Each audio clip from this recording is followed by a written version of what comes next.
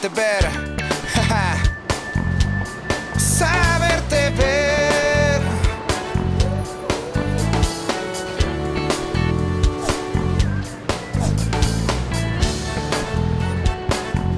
Nuestra TV.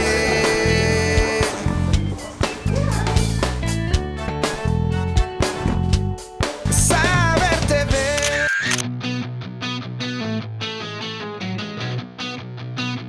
Para entender el proceso electoral, los ciudadanos debemos conocer algunos términos que son frecuentemente utilizados por los candidatos, analistas políticos y medios de comunicación en esta época.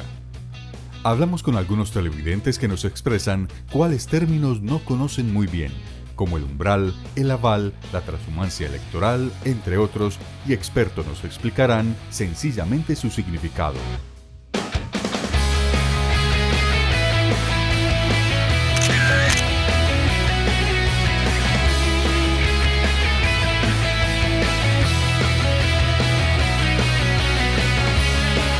El Comité Defensor del Televidente ha visto la necesidad que en medio de todo lo que está sucediendo desde el punto de vista electoral, los televidentes sepan y tengan conocimiento a qué es lo que próximamente va a ocurrir. Es importante que los medios sean como un instrumento adecuado de información, no desinformación. Por eso consideramos la necesidad de hacer este programa donde los televidentes pueden darse cuenta del lenguaje que se utiliza, los procesos alrededor del tema electoral, cuáles, además de no solamente temas generales relacionados con mecanismos de participación ciudadana, de la votación, sino que también se den cuenta de cuál es la responsabilidad de los medios frente a este tema.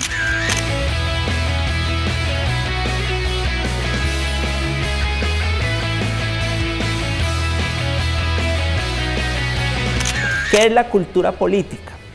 ¿Cierto? Es el grado, es el nivel de conocimiento, de apropiación, de ejercicio que tiene la ciudadanía común y corriente para entender los temas de la política y para participar en ella.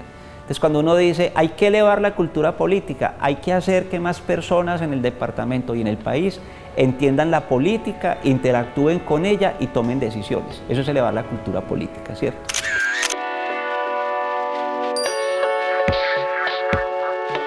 Como la política no la podemos seguir mirando de lado, sino con la importancia que merece, porque intervienen las cosas del gobierno y negocios del Estado que nos afectan y tiene que ver con nuestras necesidades y futuro, debemos informarnos muy bien para elegir a nuestros representantes.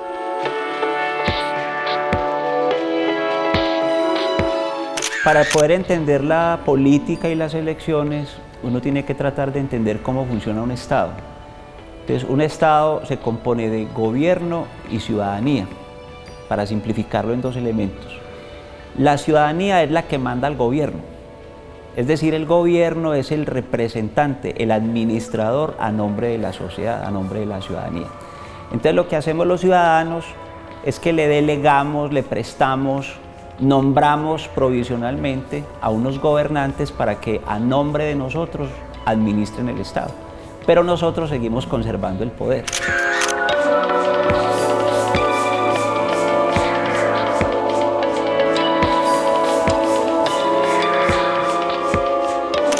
Muy importante esa situación, porque uno de los problemas grandes que tenemos los votantes es que desconocemos, primero, la terminología política, como que es un sufragio, que son los cocientes electorales, que es un consejo, que hasta las funciones de un alcalde y toda la problemática.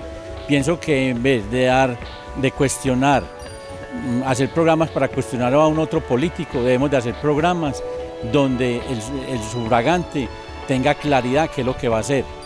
Y una de las situaciones que yo recomendaría en un futuro, y es que cuando se juntan 5 o 6 votaciones, lo que hacemos es enredar al sufragante, porque cuando llegamos a una mesa de votación hay 6 o 7 planillas y no sabemos por quién votar. Y pienso que perjudica tanto al Estado, al mismo pueblo y al mismo sufragante. Y a veces se pierden votos y se anulan votos porque la gente no sabe ni lo que está haciendo. Y qué lástima que donde esto tiene un valor tan costoso para un Estado y que todos sabemos que es más lo que se pierde que lo que se gana.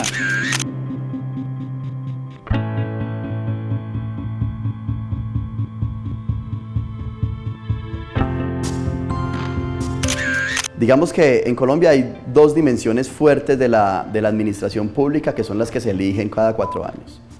Una es la nivel presidencial y Congreso de la República, ¿no es cierto?, donde se establece entonces presidencia, Congreso de la República y representación y los representantes de la Cámara. Y otra es el sentido más local. En el sentido local hay dos dimensiones fuertes, la departamental y la municipal. En la departamental es la gobernación y en la municipal el alcalde. Sin embargo, se tiene que cambiar además toda la representación en la participación política de ambas dimensiones, es decir, las asambleas en el caso de la asamblea en el caso de la gobernación y los consejos en el caso de la alcaldía. Entonces es por eso que las elecciones se hacen cada 4 años, en los años intermedios, en esas dos dimensiones diferentes del país.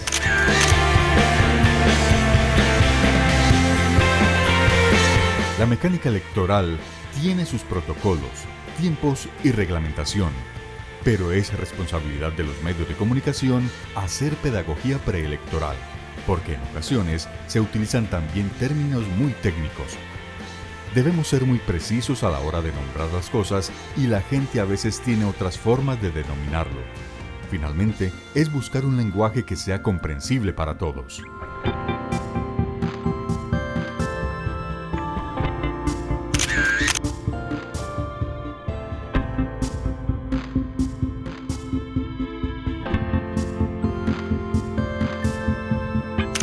Ese tema de los cocientes electorales, el escrutinio, en donde se pierde el aval y como todas esas cosas, pues es importante tener más conocimiento. Uno los conoce de manera muy superficial, pero sí hace falta información al respecto de mucha terminología electoral que el elector común y corriente no lo maneja. Dentro de la maquinaria de elecciones en Colombia, digamos que se han hecho unos ajustes a partir del 2003, que tiene que ver con la forma como se puede elegir y las cuotas repartidoras dentro de, dentro de las elecciones, ¿no es cierto? Eso es una fórmula matemática. ¿Qué le interesa o qué es lo importante saber ahí? Uno, que hay unos umbrales electorales que los partidos políticos y movimientos sociales deben alcanzar para poder hacer parte de la repartición, ¿cierto? Y que hay una lucha para poderlos alcanzar. Ahora, alcanzar el umbral electoral no necesariamente significa que ya por eso tiene un escaño en la política, pues en el colegiado en el que estaba participando, pero sí que tiene la posibilidad de acceder, ¿cierto? Digamos que para una persona postularse para un cargo público en Colombia hay dos caminos. Uno es recibir un aval de parte de un partido político establecido con personería jurídica, otro es irse por firmas con un movimiento de ciudadanos, con un grupo significativo de ciudadanos que lo apoye con un número determinado de firmas, ¿no es cierto? ¿Qué es el aval? El aval es el respaldo que el partido político le da a una persona para que acceda a un cargo público. ¿Cómo se pierde un aval, cierto? En Colombia las reglas, digamos, que determinan las candidaturas están establecidas a partir de la Constitución, a partir de los lineamientos que plantea el Consejo Nacional Electoral, pero se acepta también como reglas de eso los estatutos internos de los partidos. Entonces los partidos tienen unos códigos de ética, unas reglamentaciones internas que en algunos casos hacen que se pierda un aval.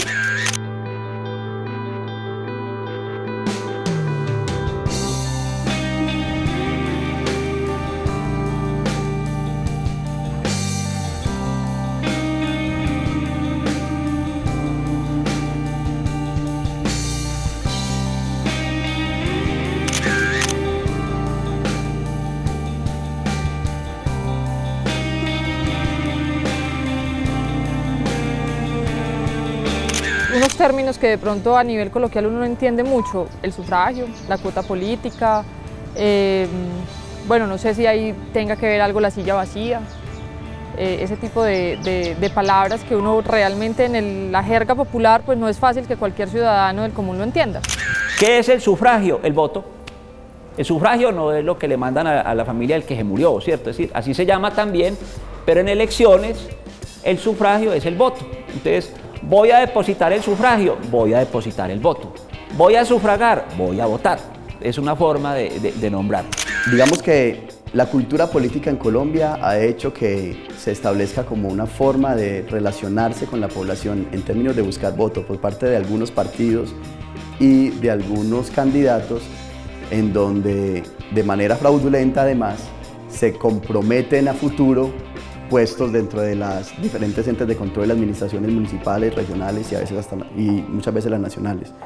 Eso se le ha llamado, digamos, comúnmente la cuota política, es decir, son candidatos que llegan a su puesto con deudas políticas con otras personas con las cuales lograron conseguir dentro de una maquinaria votos y al final tienen que asignar o terminan asignando entes de control o puestos dentro de su administración, no pensando en las facultades de las personas a quienes se los asignan, sino en que tienen una deuda política porque ellos le asignaron los votos.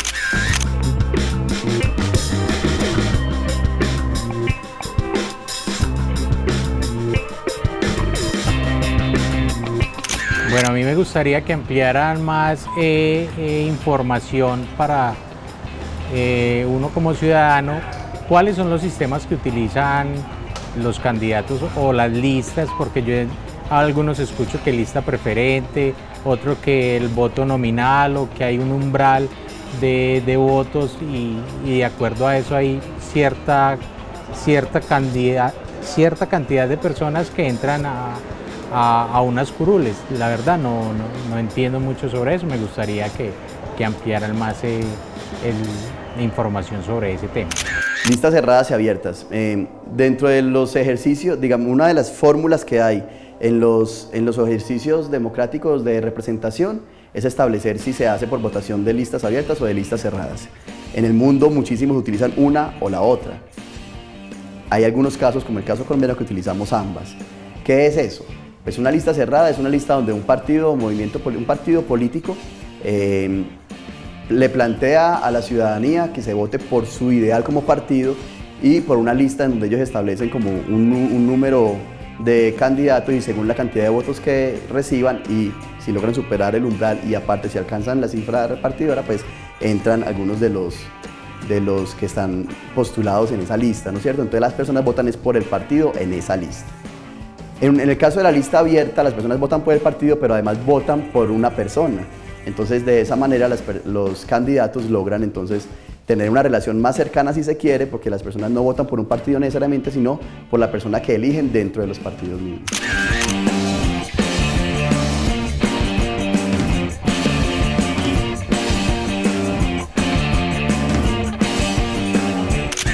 Hay algunos términos que uno escucha en los medios de comunicación cuando están hablando acerca del tema electoral que uno no entiende.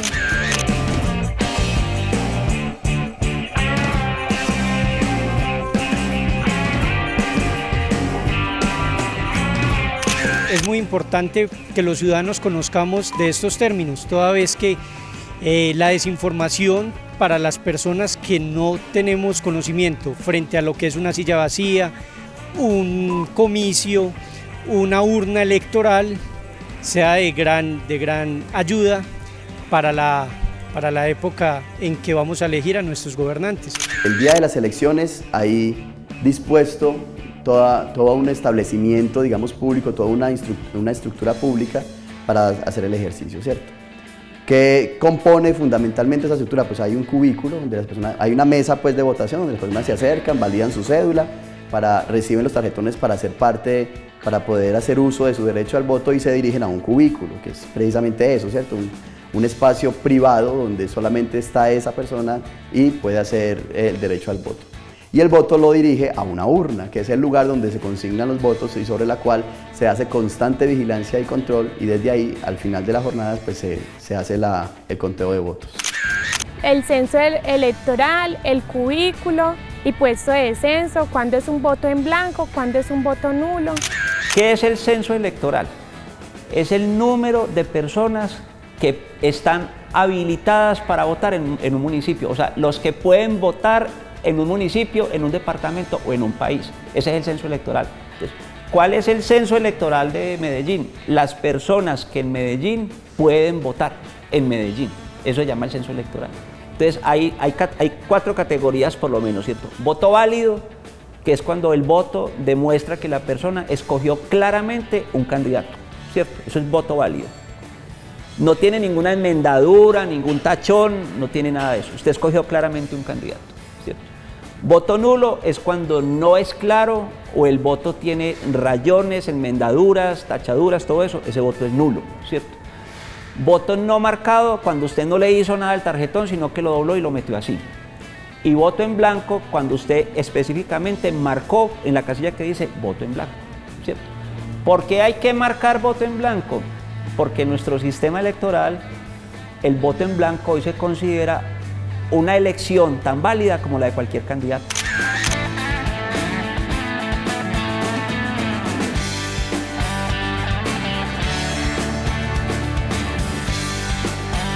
Puntualmente no, pero sí, en términos generales creo que tenemos un gran vacío de cultura política, y eso desde el mismo voto. Muchas personas, no tanto el voto, sino cómo funciona el mecanismo del voto, todas las aristas que tiene este término. Creo que hay que educar un poquito en eso. En cultura política, cultura electoral, o sea, no es simplemente saber qué significa, sino cómo funciona. Y con base en eso, pues yo creo que sí hay un trabajo interesante que los medios de comunicación deben realizar. ¿Qué hay en las mesas de votación? Cuando ustedes van a votar, ustedes se dan cuenta que yo llego y hay una cantidad de personas sentadas en una mesa, que son los que me reciben la cédula, miran que yo sí esté registrado en esa mesa, me dan los tarjetones, después me lo reciben, me indican cómo voto, ¿cierto? Se llaman los jurados. En toda mesa de votación hay jurados electorales. ¿Quiénes son los jurados? Personas que nombra la registraduría de manera ordinaria, funcionarios públicos, profesores, cualquier persona puede ser nombrada como jurado, ¿cierto? Cualquier persona que tenga estas características, que sea mayor de edad y menor de 60 años. Que tenga un nivel de educación por lo menos hasta 10º de bachillerato. Esa es una condición, ¿cierto? Y que sea una persona como en pleno uso de sus capacidades. Cuando terminan las elecciones, esos jurados cierran el proceso y cuentan los votos que están. Los cuentan, ¿cierto? Ese es un conteo de votos. Eso se mete en unas bolsas y eso lo mandan a la registraduría y hacen lo que se llama el escrutinio, ¿cierto? Es una palabra muy complicada, pero es muy simple. ¿Qué es el escrutinio? Es el conteo de los votos. ¿Sí? Vamos a abrir esas bolsas y vamos a revisar los votos que están ahí, vamos a contar eso, y todo el proceso, todo el proceso está acompañado de testigos electorales, los que nombran los partidos y los candidatos, está acompañado de los organismos de control del Estado como la Procuraduría, la Fiscalía está presente en todo el proceso también para que no se cometan delitos electorales, está la misión de observación electoral, está la registraduría, en algunos casos está el Consejo Nacional Electoral, es decir, están todas las autoridades mirando que eso sí sea transparente.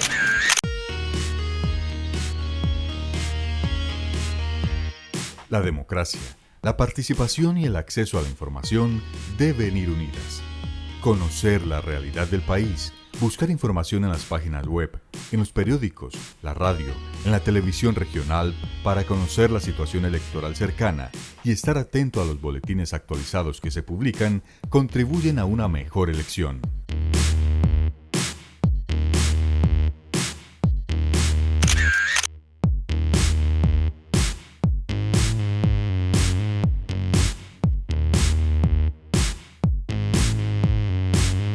Creo que las personas que tienen unos mayores conocimientos sobre las elecciones técnicamente pueden profundizar en explicarle a las personas cómo un candidato efectivamente logra alcanzar la curul o el cargo en las elecciones, porque ahorita tiene mucho que ver el partido con lo del umbral político, y por eso las personas, aunque quieren que se elija un candidato en específico, no tienen en cuenta cómo se está, digamos, votando, cómo se está llegando a ese cargo a través del partido político, y de pronto no lo logran. Entonces hay una cosa que llaman el umbral.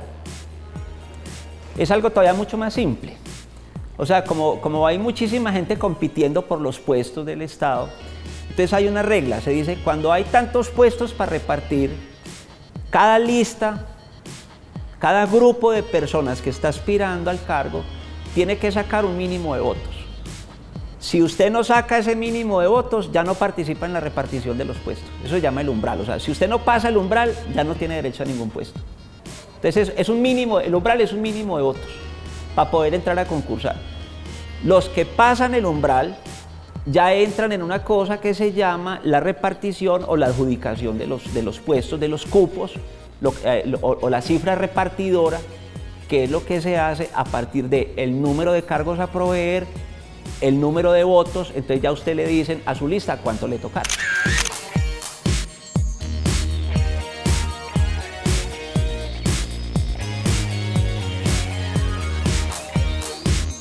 Que la transhumancia de votos. ¿Qué es transhumancia de votos? Transhumancia de votos para muchos de la gente que no saben qué es eso, que no pueden inscribirse en los otros municipios porque tienen el CISBEN en el municipio donde son y van a inscribir las cédulas a otra parte. Entonces eso implica que esos votos se van a perder.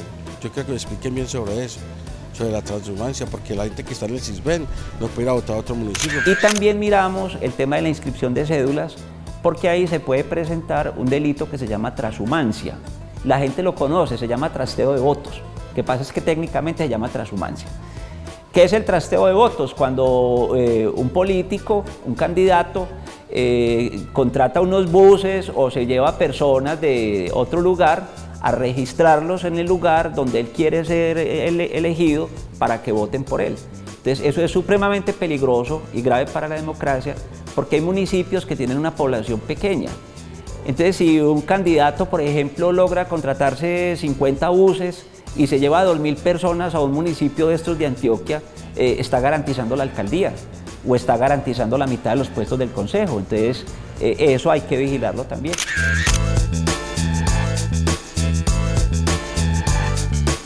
Conozcamos las competencias de la Misión de Observación Electoral y de otras instituciones que en conjunto hacen que todas las actividades preelectorales y electorales se ejerzan adecuadamente desde la organización, el control y la veeduría.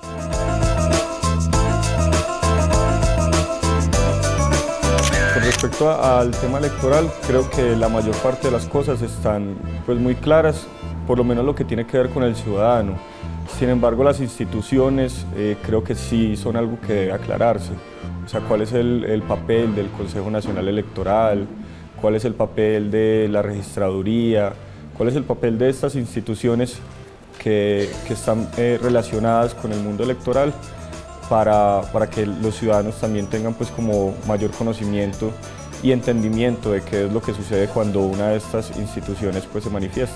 El Consejo Nacional Electoral, la Registraduría y el ANTV son organismos que se constituyen a partir, bueno, la Registraduría no, pero que trabajan fundamentalmente en relación con las elecciones, ¿no es cierto? Sobre todo el Consejo Nacional Electoral. ¿Cuál es la idea? Velar por unas elecciones transparentes que realmente aporten a un ejercicio democrático y que al final, digamos, sea una contienda que dé los resultados que la gente está esperando. Desde allí, entonces, hay unas organizaciones que por ley se tienen que establecer a nivel departamental, municipal y nacional, que son las comisiones de seguimiento electoral. Ahí participan todos los entes de control. El Consejo Nacional Electoral tiene alguna representación, sobre todo en el nacional. También está la registraduría, la fiscalía pues, y demás entes. También los entes de la administración e invitan también a representantes de partidos políticos y algunas organizaciones sociales como la Misión de Observación Electoral también a ser parte de ese control. Por ejemplo, la registraduría está ahorita controlando mucho la inscripción de cédulas y la inscripción irregular de cédulas, que en muchos casos da pie a la transhumancia.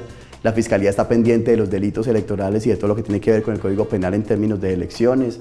La MOE está pendiente de acompañar y observar los comicios desde las comisiones de seguimiento electoral, y hay como una intercomunicación permanente para buscar precisamente que todo salga bien.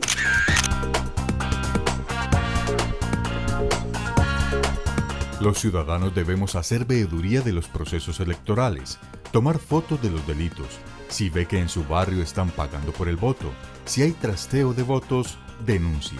Envíe sus comentarios y fotografías a las siguientes páginas web y así ayudarán a encontrar riesgos electorales.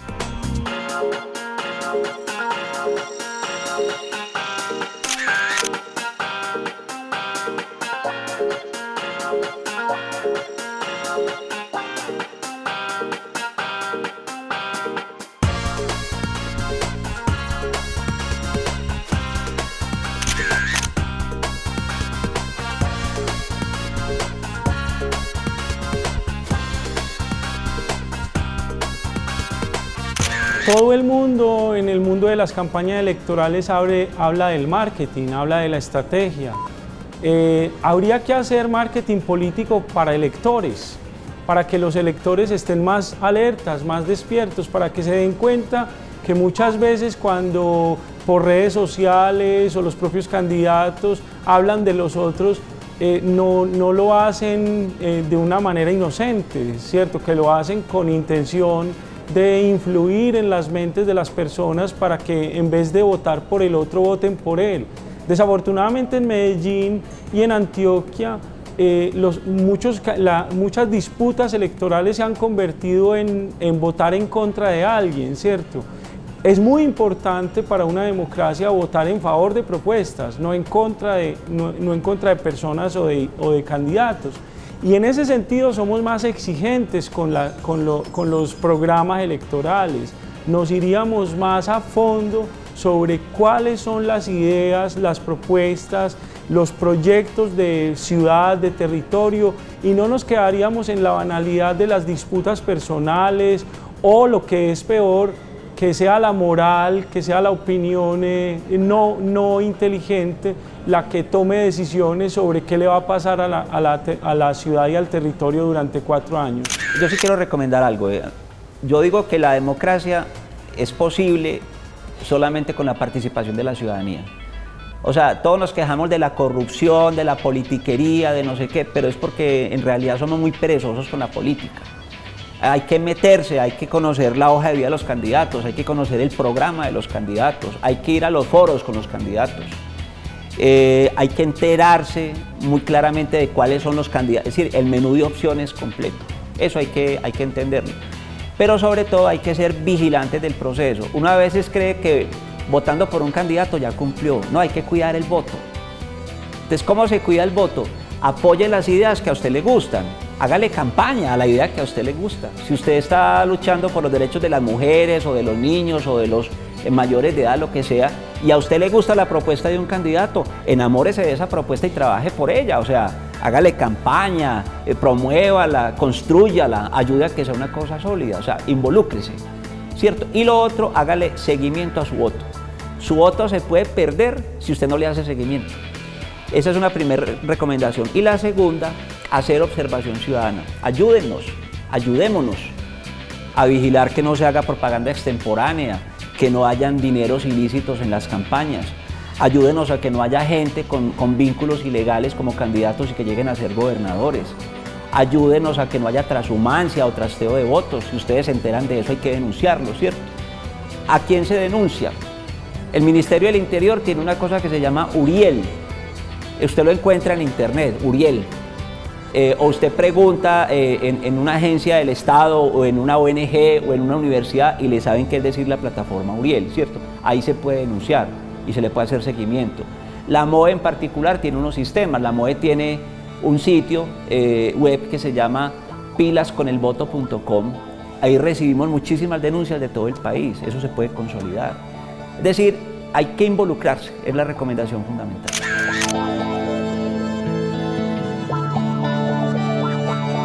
El Comité Defensor del Televidente de Teleantioquia quiso en esta oportunidad brindarles algunas herramientas que le ayuden a ejercer adecuadamente el derecho al voto y con este aportar a transformar su municipio, su país.